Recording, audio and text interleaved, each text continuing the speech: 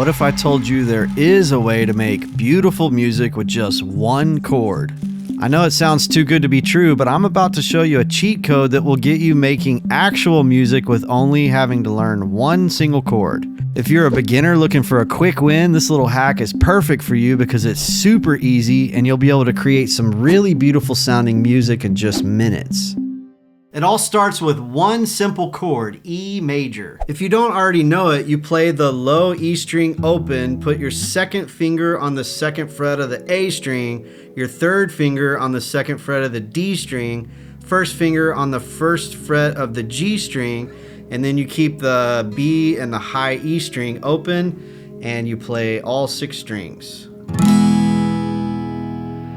Now, here's the cool part. You can take this exact same shape and just move it around the neck to unlock even more chords. If you slide this E major shape up to the 7th fret, now you've got an A major. And if you slide it up to the 9th fret, now you've got a B major. It's just like playing these chords, A major bar chord and a B major bar chord.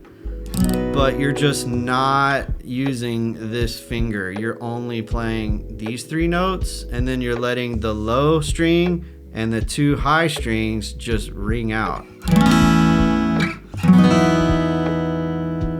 Now, if we want to get super technical, this is actually a A add 9 over E and a B over E, but let's just call them A and B for now to keep things simple. So we have E, A, and B. Now, I especially like the way this B chord sounds because I love how this note and this note are a half step away from each other. It just creates a really dissonant sound. Just love the way that sounds. And if you don't know what a half step is, it's just 2 notes that are 1 fret apart. So from here to here, that's a half step. And a whole step is 2 notes that are 2 frets apart. So from here to here would be a whole step. Now, if we scoot that shape up to the 14th fret, you have a E major again. It's just 1 octave higher from this one. So all together we have E major, A major, B major, and then E again up here. Now, if your guitar is like mine and it doesn't have a cutaway right here, it might be easier to use these 3 fingers. But just play around with it and see what feels best for you. All right, so now let me show you a few ways we can put those together. And then at the end, I'm gonna show you a cool little trick you can use to spice this thing up even more.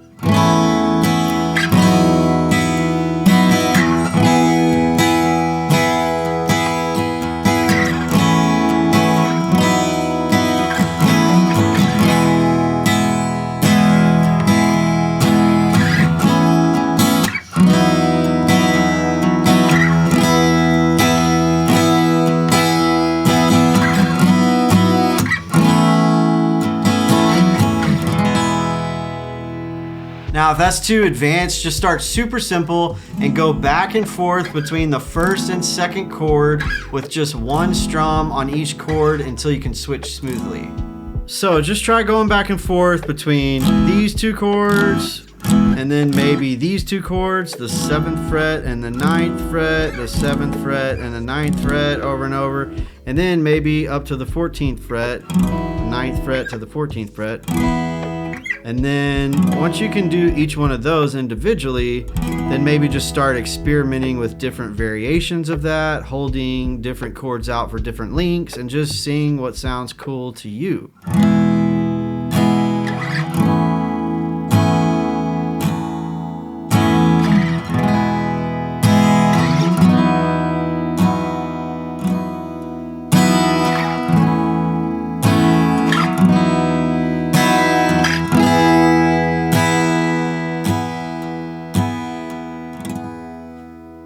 Now, that's not all we can do with it. We can use that same concept to play minor chords. Just take that E major shape and move each finger down a string and boom, you have an A minor. Just make sure you're not playing this low E string.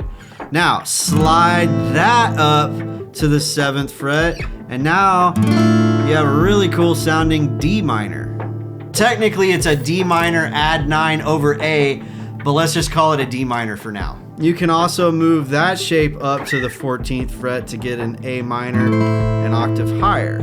So we can use these in combination with the E major ones I showed you to get something like this.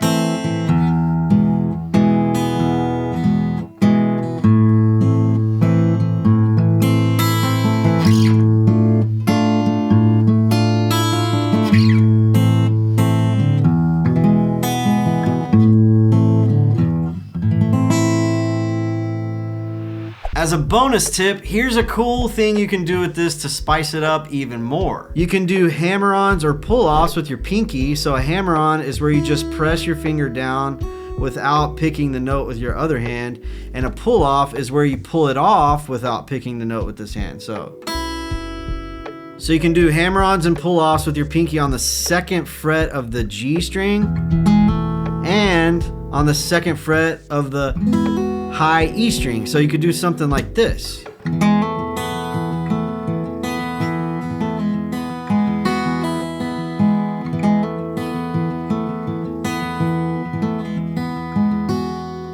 Now, if you don't know hammer-ons and pull-offs yet and that's too advanced, you can just press that finger down when you're doing a simple strumming pattern like this.